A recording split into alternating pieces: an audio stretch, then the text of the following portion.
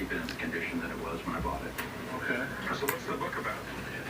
The author of the book consigned the gun, and when he found out that I had bought the gun, he offered to send the book to me, and he's autographed it to me that identifies the gun and the serial number, and it features it in the book.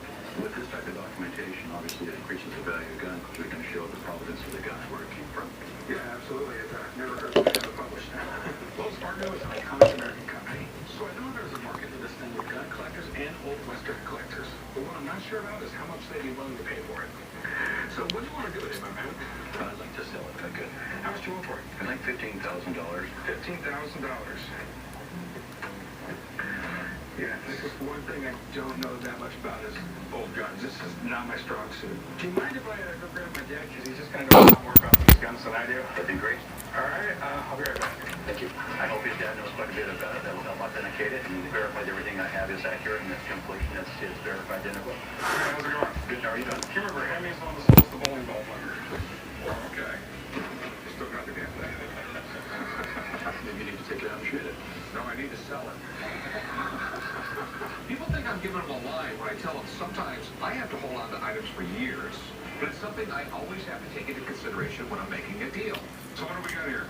It's a Wells Fargo double-barrel shotgun. Well, that's extremely cool if it's real.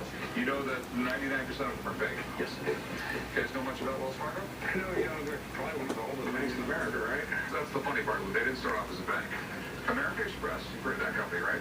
Credit card? Okay, well, yeah, they started off as an express company, a shipping company. Two guys that worked for American Express started Wells Fargo, a guy named Wells and a guy named Fargo. But Wells Fargo was around for a long time. The early 1850s, right after the gold rush started, they got to California to start an express shipping company. And then, next thing you know, they ended up opening up a bank. And then today's equivalent of the armored car service, they would advertise that they would ship bullion for you, they would ship gold dust.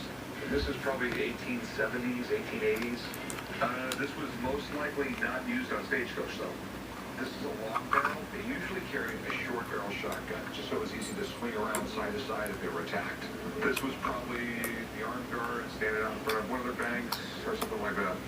Do you got any other documentation with it? I do. This book called Guns That Talk. The author sent it to me. He owned the gun and consigned it to that auction house. He autographed it to me, identifies the serial number, and there's pictures of it and information about it on this page right here. And this is the serial number on that gun? Yes, sir. All right. Do you want to take it apart? No, that'd be great. Serial number 5836.